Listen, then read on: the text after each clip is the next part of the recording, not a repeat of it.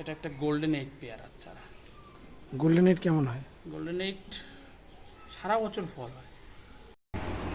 আজকে আমার জামাইবাবুর স্কুল ছুটি ছিল, তাই আমরা দুজন মিলে বেরিয়ে পড়েছিলাম একটু ঘুরতে। জামাইবাবু বললো চলো, যখন ফাঁকা আছে একটু ঘুরেই আসি। চলো, রাস্তায় দেখা হচ্ছে। আমাদের যশোর রোড যথা NH-12-এর সবচেয়ে সুন্দর যে জিনিসটা হলো এই যে দুপাশে যে সারি সারি গাছ, এই গাছগুলো সারা রাস্তা তুমি গাড়ি চালিয়ে আসবে, এবং যখনই তুমি এই পোর্শনটাতেই যাবে না, এই আমাদের যশোর রোডের এই গাছগুলোর তলা দিয়ে মনে হবে যেন এখানে টেম্পারেচার একটু কমে গেছে, আর মনে হবে যেন এখানে একটু জিরিয়ে যাই, এই ছাওয়ায় একটু সময় কাটিয়ে যাই। খুবই দারুণ। শুনছি খুব শীঘ্রই এই গাছগুলো কাটা পড়বে, কারণ এখানে শুনেছি এই রাস্তা চওড়া হবে। যেহেতু এটা একটা হাইওয়ে, রাস্তাটা চওড়া হওয়া খুবই দরকার। এখানে প্রচুর দুর্ঘটনা হয়ে থাকে, যেহেতু রাস্তা সরু, সেই কারণে রাস্তা চওড়া হতে গেলে তখন হয়তো গাছগুলো কাটা পড়বে। কষ্ট লাগবে খুব, তখন এই স্মৃতিগুলো মনে পড়বে, গাছগুলোর সৌন্দর্যের কথা।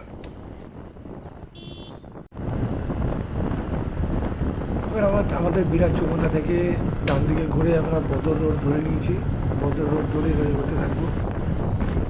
দেখা যাক কোথায় নিয়ে যায় আমাকে আজকে।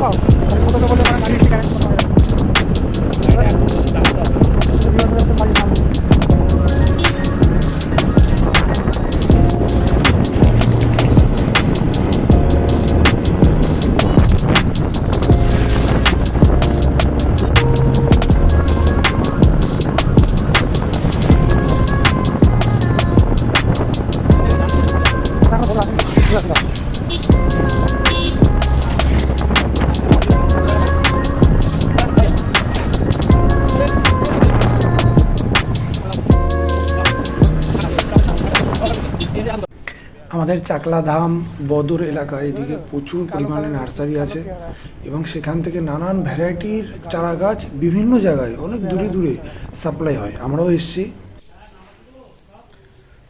আমরা যে নার্সারিতে আসবো বলেছিলাম চলে এসেছি। এর নাম হচ্ছে SR দাস নার্সারি।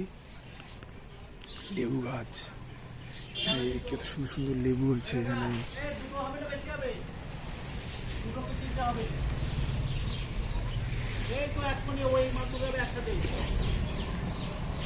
ড্রাগন গাছ কোথায়?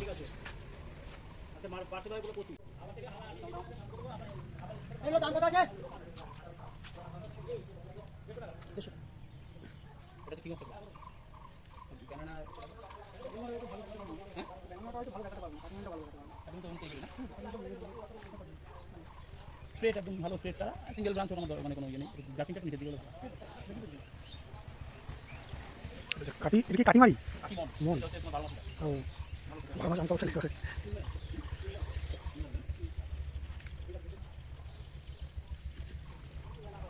আগের নার্সারিতে অনেক গাছ দেখেছি, কিন্তু গাছ সেরকম পছন্দ হয়নি, তাই তার পাশে আর একটা আছে কুমার কুসুম নার্সারি।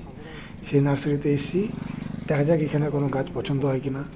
এবার ভেতরে ঢুকবো, ঢুকে দেখবো কী কী গাছ আছে এদের এখানে। করেছে, করে নতুন ব্রাঞ্চ বেরিয়েছে সব। এইগুলো এইগুলো দিয়ে আবার গাছ বড় করবে বলো? এই দেখো ওই যে কলম বাঁধা, দেখেছো হ্যাঁ। কি পরিমাণে কলম বাঁধা দেখো শুধু।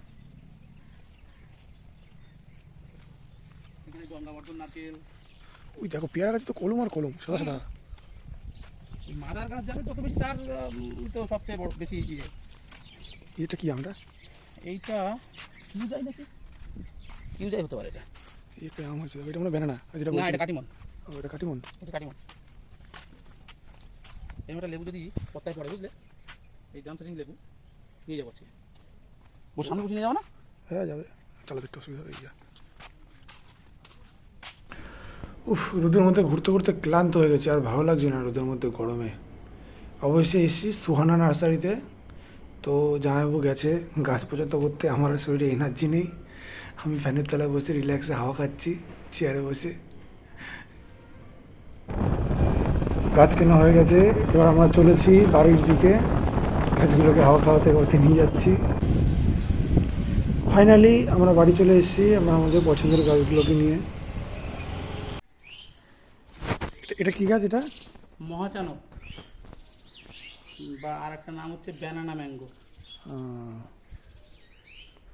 আর এটা হচ্ছে কিং অফ চাকাপাত।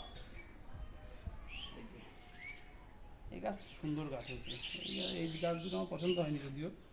এইটা হচ্ছে কাটিমন, থাই কাটিমন, চোকাননও বলে অনেকে। এটা 12 মাসি ভ্যারাইটি, 3 বার তো হয়ই। আর এইটা হচ্ছে, এটা একটা গোল্ডেন এইট পেয়ারা চারা। গোল্ডেন এইট কেমন হয়? গোল্ডেন এইট সারা বছর ফল হয়। ফলটা কেমন হয় দেখতে? মোটামুটি 300-350 গ্রামের মতো ফল হয় একটা। এই তো ফুল এসে গেছে, তো এগুলো রাখবো না, এগুলো সব ফেলে দেবো। গাছের আগে গ্রোথ হোক, ফল একটু পরে নিলেও অসুবিধা নেই, এই মুহূর্তে দরকার নেই। আর এই ভেবেছিলাম একটা মিষ্টি কামরাঙা আনবো, তা ওনার চারা রেডি নেই বলে উনি আমাদের একটা যে মাদার প্লান্ট আছে সেখান থেকে একটা এই কামরাঙা দিয়েছে খাওয়ার জন্য।